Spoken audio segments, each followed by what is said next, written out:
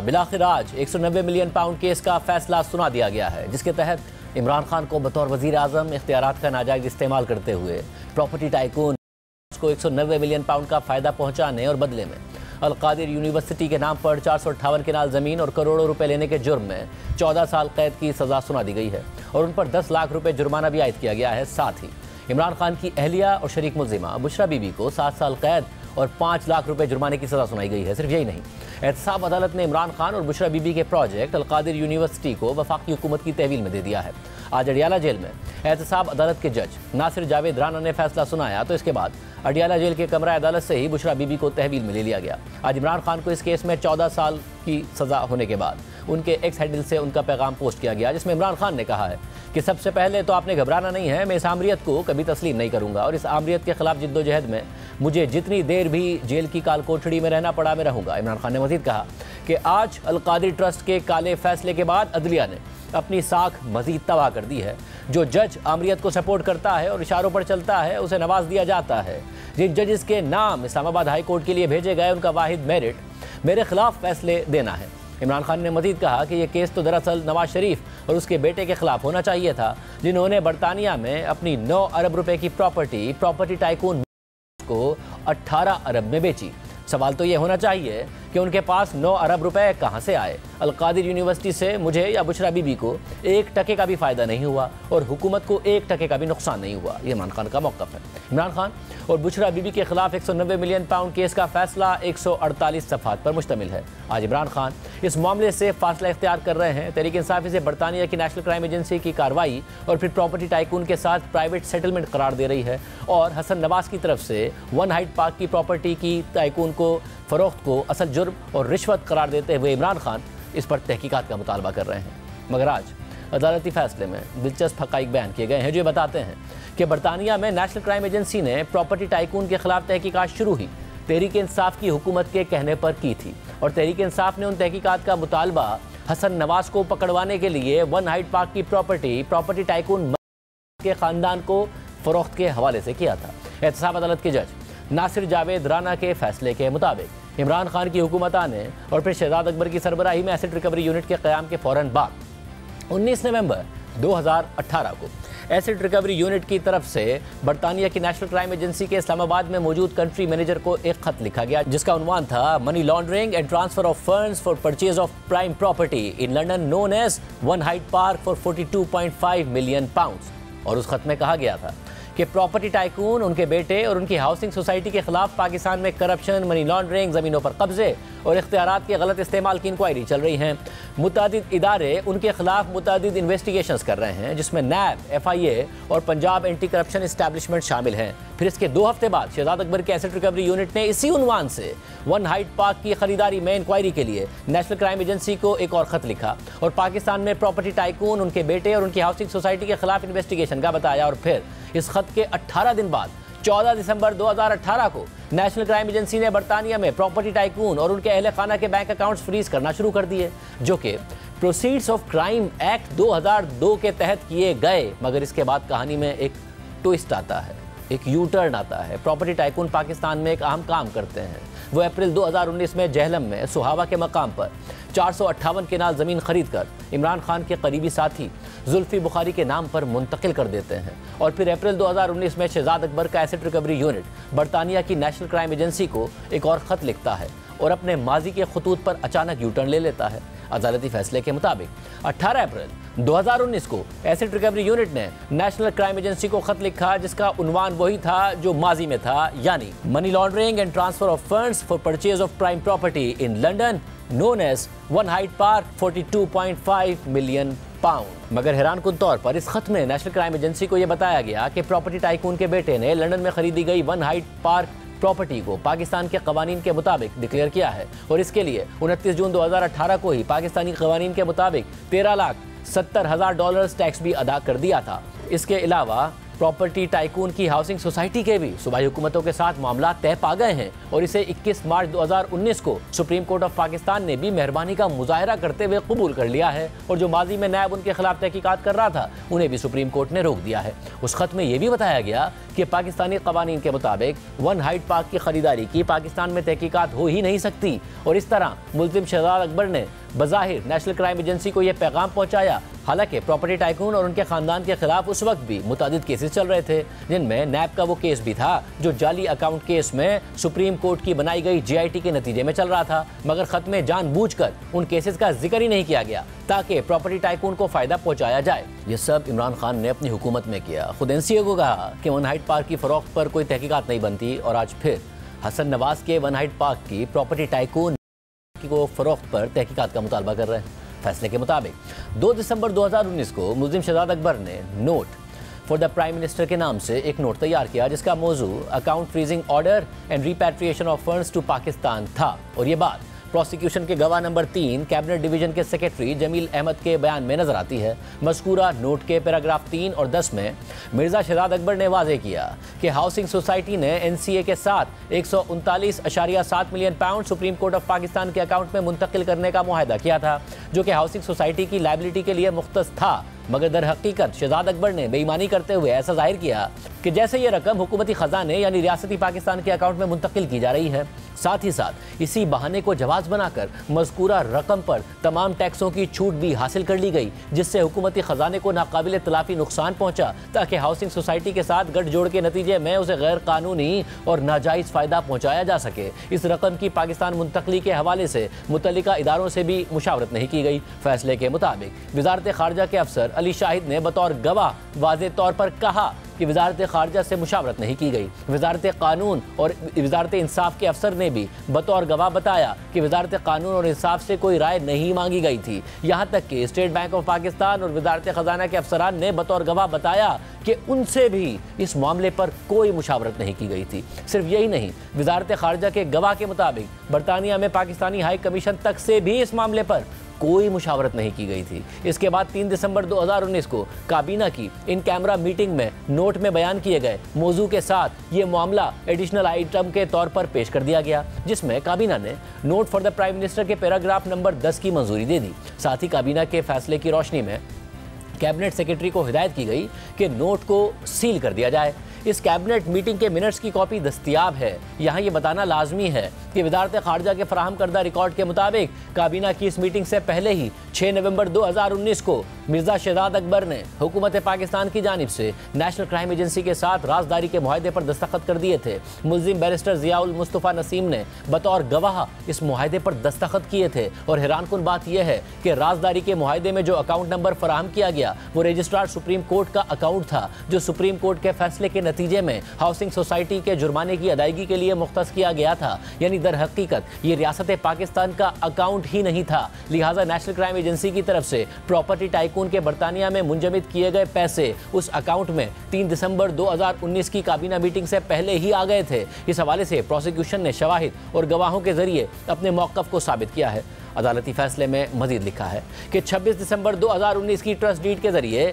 Babar Evan ने Al-Qadir university trust के नाम से एक ट्रस्ट रजिस्टर कराया। मुल्जिम इमरान खान ट्रस्ट के चेयरमैन और ट्रस्टी बन गए। साथ ही 3 और ट्रस्टीज भी बनाए गए, जिनमें बाबर एवान, बुशरा बीबी और जुल्फी बुखारी शामिल थे। अहम बात यह है कि ट्रस्ट की रजिस्ट्रेशन और प्रॉपर्टी टाइकून को गैर कानूनी फ़ायदा पहुँचाने की टाइमिंग साथ साथ चल रही थी। रिकॉर्ड के मुताबिक 15 जनवरी 2022 को 2 मजीद ट्रस्टीज को शामिल किया गया, जो आरिफ नज़ीर भट्ट और मुल्जिमा फरहत शहजादी थे। और ये रिकॉर्ड से साबित हुआ है कि अल-कादिर ट्रस्ट की ट्रस्टी बनने से कुछ ही अर्सा पहले हाउसिंग सोसाइटी की जानिब से फरहत शहजादी के नाम पर इस्लामाबाद के मोड़ा नूर में 240 केनाल ज़मीन मुंतकिल कर दी गई थी। इस हवाले से फरहत शहजादी और हाउसिंग सोसाइटी से 53 करोड़ रुपए की अदायगी का सबूत मांगा गया, लेकिन अदालत को यह सबूत फराहमी नहीं किया गया और साफ जाहिर है कि यह ज़मीन बग़ैर किसी रकम की अदायगी के फरहत शहजादी को इसलिए मुंतकिल कर दी गई थी ताकि वो इसे इमरान खान और बुशरा बीबी की जानिब से अपने पास रखें। फरागोगी मुल्जिमान की फ्रंट पर्सन के तौर पर 53 करोड़ रुपए में इतनी बड़ी ज़मीन की खरीदारी की मनी ट्रेल और ज़राए का सबूत नहीं पेश कर सकी। फराह गोगी का मुल्जिमान इमरान खान और बुशरा बीबी के साथ ताल्लुक एक खुला राज है, जो इमरान खान और बुशरा बीबी के साथ अलकादरी ट्रस्ट की ट्रस्टी भी थी। ताहम बुकलाए सफाई का दावा है कि मज़कूरा ज़मीन के बदले में अदायगी की गई थी, जो पटवारी के एक बयान से वाज़ेह है, मगर इस दिफा पर बहुत कम ही यकीन किया जा सकता है। मगर पटवारी का बयान इससे बरक्स है, क्योंकि पटवारी म्यूटेशन का गवाह था, ना कि ट्रांजेक्शन का। इसके साथ साथ फराह गोगी के पास मज़कूरा ज़मीन के लिए अदायगी करने के ज़राए ही नहीं थे और वो मनी ट्रेल भी पेश नहीं कर सकी। इस हवाले से 2019 से लेकर 2023 तक फराह गोगी के टैक्स रिकॉर्ड्स में ही काफ़ी शवाहिद हैं। फैसले के मुताबिक रेवेन्यू रिकॉर्ड से इंकिशाफ होता है कि 458 केनाल ज़मीन 19 अप्रैल 2019 और 30 अप्रैल 2019 को जुल्फी बुखारी के जरिए अलकादरी ट्रस्ट के नाम पर मुंतकिल की गई थी, जिसे बाद में 22 जनवरी 2021 को अटॉर्नी तालिब हुसैन के जरिए जुल्फी बुखारी से अलकादरी ट्रस्ट को मुंतकिल कर दिया गया। मुंतकली की दस्तावेज़ में वाज़ेह तौर पर लिखा हुआ है कि उस वक्त ट्रस्ट तश्कील के मराहिल में था। इस ज़मीन के अलावा प्रॉपर्टी टाइकून ने 28 करोड़ रुपए से जायद की रकम भी अलकादरी ट्रस्ट के अकाउंट्स में मुंतकिल की। साथ ही प्रॉपर्टी टाइकून ने अलकादरी यूनिवर्सिटी को फाइनेंस किया, उसे तामीर करवाया, जिसकी मालियत अलकादरी यूनिवर्सिटी की इंतजामिया ने एक प्राइवेट इवेल्युएटर के जरिए 28 करोड़ रुपए से जायद लगवाई थी।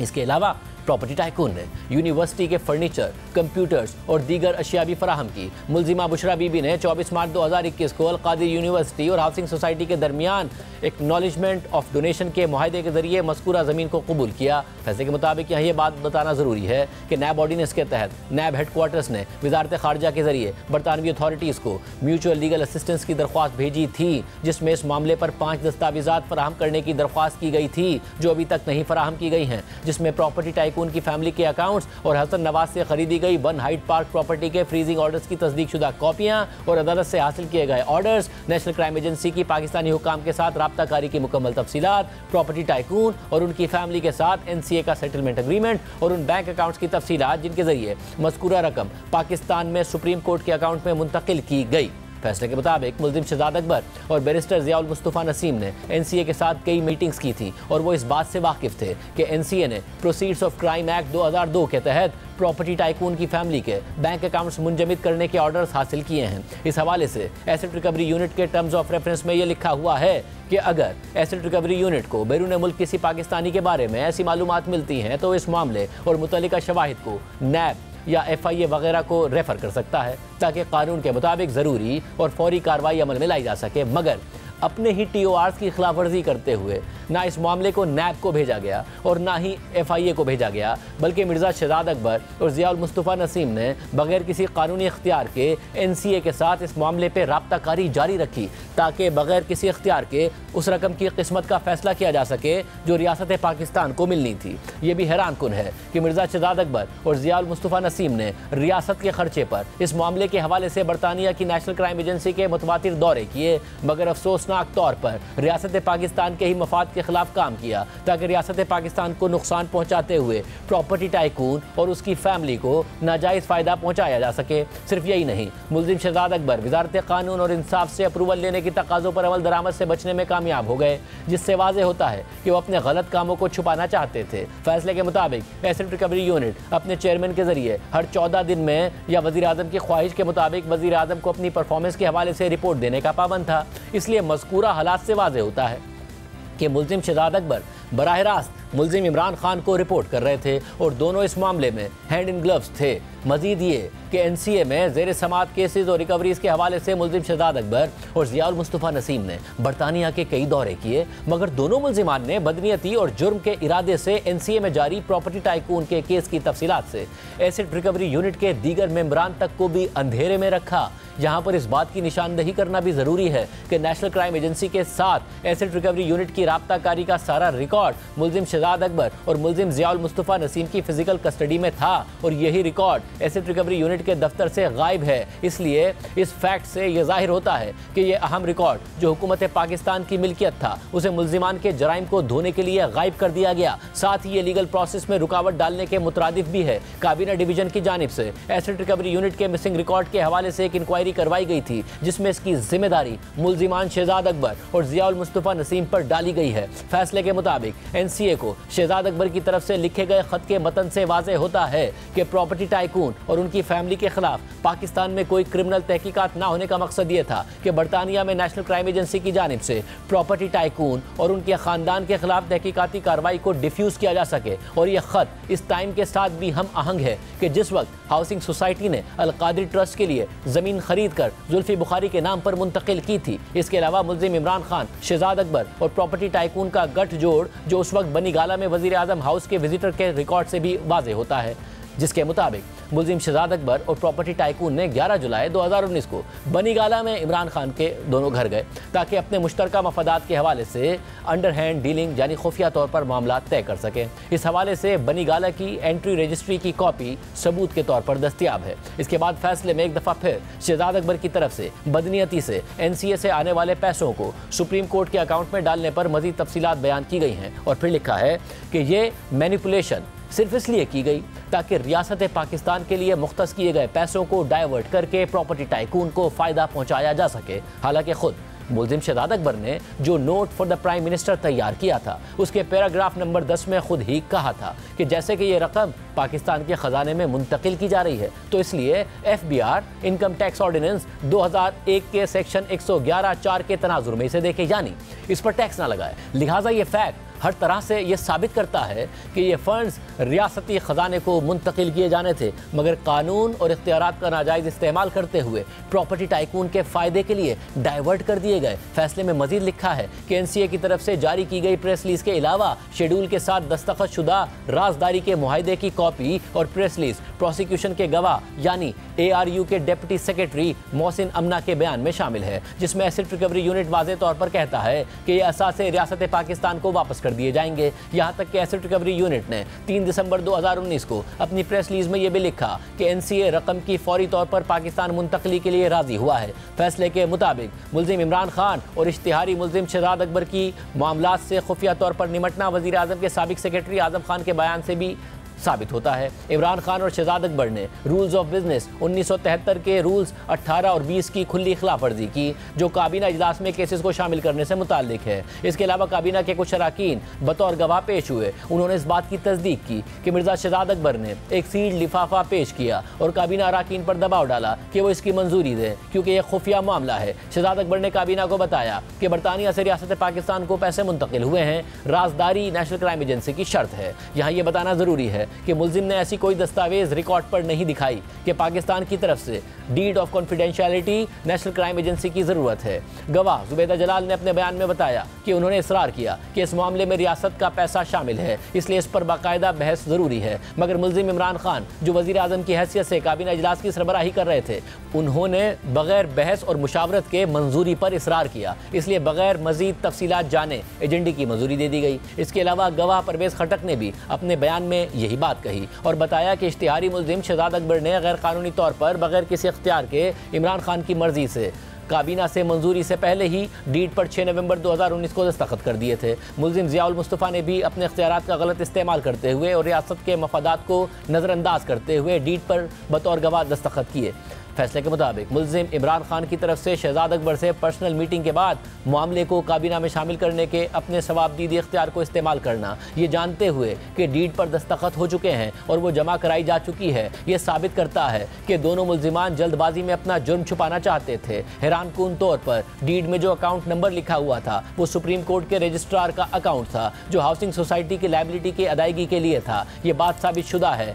कि मुल्जिम शहजाद अकबर ने शरीक मुल्जिम इमरान खान के इल्म और रजामंदी के साथ जानबूझकर बदनीयती के साथ रियासत पाकिस्तान का अकाउंट नंबर देने के बजाय रजिस्ट्रार सुप्रीम कोर्ट का अकाउंट नंबर दे दिया ताकि नेशनल क्राइम एजेंसी को गुमराह किया जा सके। इससे कौमी खजाने को 171 मिलियन पाउंड का नुकसान पहुंचाया गया। यहाँ ये बताना जरूरी है कि जो बैंक अकाउंट डीड में बताया गया वो रियासत पाकिस्तान का अकाउंट नहीं था। फैसले के मुताबिक 9 जून 2022 को होने वाली काबीना मीटिंग के इजलास में 3 दिसंबर 2019 के सील्ड नोट को डी सील करने की सिफारिश की गई, जिसके बाद 14 जून के इजलास में काबीना ने नोट के मवाद को डी सील करने की मंजूरी दी, जिसे अदालत में बतौर शवाहिद पेश किया गया। फैसले के मुताबिक काफ़ी सबूत रिकॉर्ड पर मौजूद हैं जिनसे ये इशारा मिलता है कि मुल्जिम इमरान खान ने इश्तिहारी मुल्जिम शहजाद अकबर और दीगर शरीक मुल्जिमान की मिली भगत से अपने इख्तियारात का नाजायज इस्तेमाल करते हुए शरीक मुल्जिम प्रॉपर्टी टाइकून को फ़ायदा पहुँचाने की खातिर रियासत पाकिस्तान को मिलने वाले फंड्स को सुप्रीम कोर्ट में हाउसिंग सोसाइटी की लायबिलिटी अकाउंट में जमा करवा दिया। फैसले में मजीद कहा गया है कि मुल्जिम इमरान खान को इस बात का इल्म था कि 3 दिसंबर 2019 के काबीना इजलास में पेश की गई खुफिया दस्तावेज 6 नवंबर 2019 को पहले ही इश्तिहारी मुल्जिम शहजाद अकबर ने दस्तखत करके NCA को जमा करवा दी थी और फिर जब काबीना इजलास में शुरा ने इस इजाफी एजेंडे के आइटम नंबर 2 पर बहस शुरू की तो मुल्जिम इमरान खान ने अपने गलत कामों को छुपाने के लिए इस एजेंडे को बगैर किसी बहस के ही मंजूर करने पर जोर दिया। मुल्जिम इमरान खान ने शरीक मुल्जिम शहजाद अकबर के साथ मिलकर न सिर्फ काबीना को खुफिया दस्तावेज के पहले से दस्तखत होने के बारे में गुमराह किया और धोखा दिया, बल्कि मुल्जिमान ने जानबूझकर और बदनीयती के साथ काबीना को यह भी नहीं बताया कि रकम पहले ही पाकिस्तान वापस आ चुकी है और हाउसिंग सोसाइटी की इराजी की कीमत की अदायगी के लिए सुप्रीम कोर्ट के अकाउंट में मुंतकिल कर दी गई थी। एहतसाब अदालत के फैसले के मुताबिक मुल्जिमान इमरान खान बुशरा इमरान खान के दिफा में सबसे ज्यादा जोर इस बयान पर दिया गया कि इन दोनों ने अल-कादिर यूनिवर्सिटी प्रोजेक्ट से 1 टके का भी जाती फायदा हासिल नहीं किया। इस दावे पर इसलिए भरोसा नहीं किया जा सकता क्योंकि हाउसिंग सोसाइटी की जानिब से अल-कादिर यूनिवर्सिटी प्रोजेक्ट को दी जाने वाले बेपनाह अतियात उस फेवर के बदले दिए गए थे जो उन्हें पहुंचाया गया। कानून में यह भी मौजूद है कि कोई भी पब्लिक ऑफिस होल्डर अतियात की मदद से ट्रस्ट नहीं बना सकता और नैब के कवानीन के तहत ऐसी प्रॉपर्टी को चाहे उसका जो भी मकसद हो उसे हुकूमत की मिल्कियत ही कहा जाता है। हत्ता के आला और पसंदीदा मकासद को भी ऐसे मामलात में इस्तिस्ना नहीं दिया जा सकता जो बिलाशुबा वाइट कॉलर क्राइम्स में आते हैं जो आजकल हमारे मुआशरे में आम हैं। ऐसे जराइम से निमटते वक्त एक हकीकत पसंदाना मुतहर्रिक और जामे नुक्ता नज़र अपनाना जरूरी है। मुल्जिम इमरान खान नियाजी ने अपना बयान रिकॉर्ड कराते हुए कहा कि अल-कादिर यूनिवर्सिटी प्रोजेक्ट ट्रस्ट एक ऐसा प्रोजेक्ट था जो एक आला मकसद के तहत मुल्क के पसमानदा इलाकों के तलबा के लिए बनाया गया ताकि वो मुकम्मल तौर पर मुफ्त मयारी तालीम हासिल कर सकें। फैसले के मुताबिक ऐसा ट्रस्ट चाहे वो किसी भी आला मकसद के लिए ही क्यों ना हो किसी किस्म के नाजायज़ मुफाद या बदले की बुनियाद पर कायम नहीं किया जा सकता। नाजायज़ मुफाद की इस्तिलाह को सिर्फ रकम या जायदाद के तनाजुर में नहीं समझा जा सकता। एहतसाब अदालत के फैसले के मुताबिक इस केस में मुल्जिम ने यह कहकर इस्तिस्ना मांगा कि काबीना के फैसले नैब ऑर्डिनेंस के दायरे अख्तियार में नहीं आते और जुर्म नहीं बनता। इस मामले का सुप्रीम कोर्ट तफसीली जायजा लेकर करार दे चुकी है कि किसी भी कानून को अलग थलग करके नहीं समझा जा सकता। इसके बाद फैसले में सुप्रीम कोर्ट के मुताबिक फैसलों का हवाला दिया गया है और मजीद लिखा है कि वकील सफाई ने दलाइल के दौरान और इमरान खान ने अपना बयान रिकॉर्ड कराते हुए मुकदमे में इम्तियाजी सलूक होने का मामला उठाया और इमरान खान ने अपने बयान में कहा कि इस केस में मुझे और मेरी अहलिया को सजा दिलवाने के लिए नैब की फुर्तियां साफ जाहिर हैं। हालांकि इस मुकदमे में 6 मजीद मुल्जिमान भी नामजद हैं। पूरा मामला देखे बगैर सिर्फ हम पर मुकदमा चलाना गैर मुनसिफाना, गैर मंतकी और नाजायज़ है। फैसले में इसके बाद लिखा है कि रिकॉर्ड का जायजा लेने से पता चलता है कि 6 दीगर मुल्जिमान को पहले ही 6 जनवरी 2024 के ऑर्डर के तहत मफरूर करार देकर उनका केस अलग किया जा चुका है, इसलिए इम्तियाजी सलूक का दावा बेबुनियाद है। इसके बाद फैसले में माजी के फैसले का हवाला देकर लिखा गया है कि मुल्जिम इमरान खान 8 अगस्त 2018 से 10 अप्रैल 2022 तक वज़ीर आज़म पाकिस्तान रहे और अप्रैल 2019 में इश्तिहारी मुल्जिम प्रॉपर्टी टाइकून उनके बेटे और हाउसिंग सोसाइटी से गैर कानूनी माली फवाइद हासिल किए, जिनमें 458 केनाल ज़मीन इश्तिहारी मुल्जिम जुल्फ़िकार अब्बास बुखारी के जरिए अल-कादिर यूनिवर्सिटी प्रोजेक्ट नामी ऐसे ट्रस्ट के नाम पर हासिल की गई जिसका कोई वजूद ही नहीं था। मुल्जिम इमरान खान ने यह गैर कानूनी माली फवाइद उस वक्त हासिल किए जब ना तो अल-कादिर ट्रस्ट मौजूद था और ना यूनिवर्सिटी कायम थी और इसके बदले मुल्जिम इमरान खान ने दीगर शरीक मुल्जिमान के साथ मिलकर हुकूमत पाकिस्तान को मिलने वाले 190 मिलियन पाउंड में से 171 मिलियन पाउंड बदनीयती से गैर कानूनी तौर पर रजिस्ट्रार सुप्रीम कोर्ट के अकाउंट में मुंतकिल करा दिए ताकि हाउसिंग सोसाइटी की ज़मीन के पैसे अदा हो जाएं। इस तरह से इश्तिहारी मुल्जिम प्रॉपर्टी टाइकून उनके बेटे और हाउसिंग सोसाइटी को फ़ायदा पहुँचाया गया जो कि इख्तियारात का संगीन गलत इस्तेमाल है। फैसले के मुताबिक वकला सफाई इस्तगासा के गवाहों के बयानात को गलत साबित करने में नाकाम रहे। इस्तगासा ने अपने मौक़िफ़ की बुनियाद दस्तावेज़ात पर रखी और इस मौक़िफ़ को तहम्मुल के साथ साबित किया। ये बाआसानी कहा जा सकता है कि इस्तगासा ने मुस्तनद, मरबूत, काबिल एतबार, नाकाबिल तरदीद और भरोसे के लायक शवाहिद पेश किए। ये ज़रूर हुआ कि गवाह नंबर 35 समेत कुछ गवाहान से तवील और थका देने वाली जिरा हुई, मगर इससे उन गवाहों के काबिल एतबार होने पर कोई फ़र्क नहीं पड़ा। मजमूई तौर पर उनकी गुफ्तगू मरबूत और मुसलसल थी। इस्तगासा के शवाहिद में कुछ मामूली गलतियाँ और तज़ादात हो सकते हैं जो इस तरह के वाइट कॉलर जराइम के मुकदमा जमात में होना एक फितरी बात है।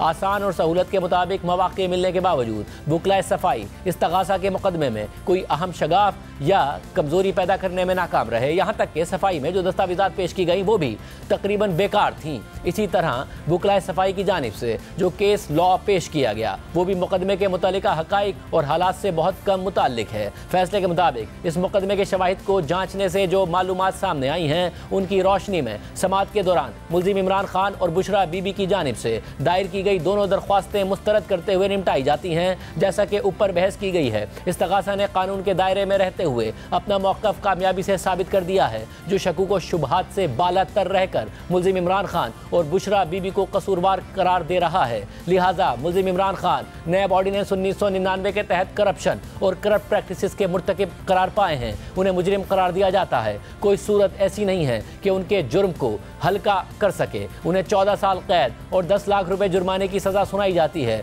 और अदम अदायगी की सूरत में मज़ीद 6 माह कैद काटना होगी। मुजरिम कानून के तहत मराहत का भी हकदार है। मुल्जिमा बुशरा बीबी भी नैब ऑर्डिनेंस 1999 के तहत जुर्म में मदद, इयानत और सहूलतकारी के जुर्म की मुर्तकिब करार पाई हैं। लिहाजा उन्हें भी मुजरिम करार दिया जाता है। उनका किरदार करप्शन और करप्ट प्रैक्टिस की मदद, इयानत और सहूलतकारी का है, जिससे सज़ा में कमी की सूरत पैदा हो सकती है। उन्हें 7 साल कैद और 5 लाख रुपए जुर्माने की सज़ा सुनाई जाती है और अदम अदायगी की सूरत में मज़ीद 3 माह की कैद भुगतना होगी। फैसले के मुताबिक नैब ऑर्डिनेंस 1999 के तहत जाली अलकादिर यूनिवर्सिटी ट्रस्ट वफाकी हुकूमत के हवाले किया जाता है। दोनों मुजरिमान नैब ऑर्डिनेंस के सेक्शन 15 के तहत भी नताइज का सामना करेंगे। दोनों मुजरिमान अदालत में हाजिर हैं। उन्हें हिरासत में लेकर वारंट के साथ जेल सुप्रिटेंडेंट के हवाले किया जाए ताकि वो अपनी सज़ा काट सकें। आज हुकूमत ने इस फैसले के बाद रद्द अमल दिया। तहरीक इंसाफ ने भी रद्द अमल दिया। हुकूमत ने वेलकम किया, तहरीक इंसाफ ने मुस्तरद किया।